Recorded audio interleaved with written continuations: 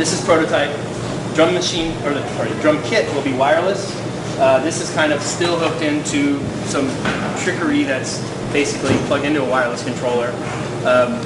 We are getting new kits in the next week from China, but essentially we had a couple goals in mind for the drum kit. One was to really elevate the cymbals off of the pads to make it feel a little more like a real drum kit.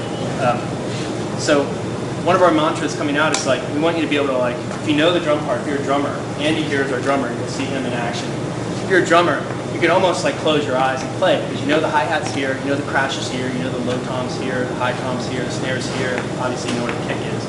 So you can play, and there's no like tweaking the pad orientation for the song. It's all like you're playing a real drum kit. It also allows you to play, 16th notes on the hi-hat and on the snare. You're not doing one of these and you're doing that. So that was another goal of ours, was to make it feel just more like real drumming.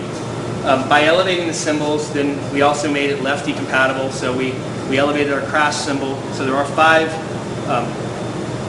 different drum heads there.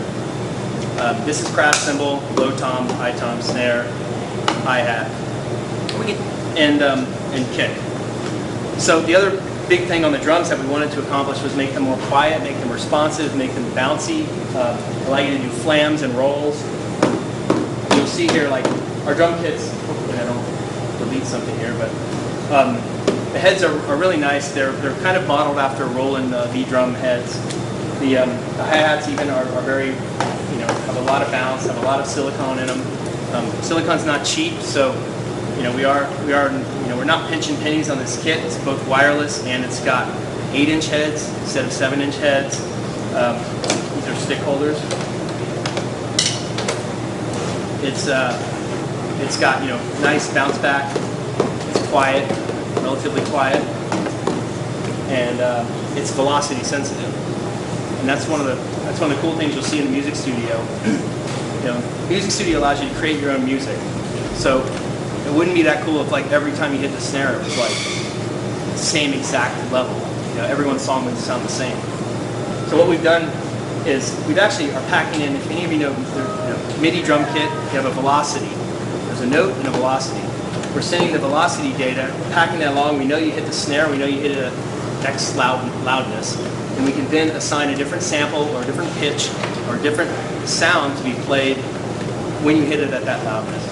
So essentially it allows for really expressive drumming. You can accent notes in the music studio, and it gives you a more realistic drumming experience. In the game we have accent notes that are like, you'll see little drum heads that come down, and they have like a little steel armor on top of them. Those are accent hits, and those, if you hit it louder than your last few notes, then you'll get the extra points for that note. It's just something extra that our kit allows us to do. That if you have our kit plugged in and you're using the Guitar Hero kit, you'll get the velocity notes.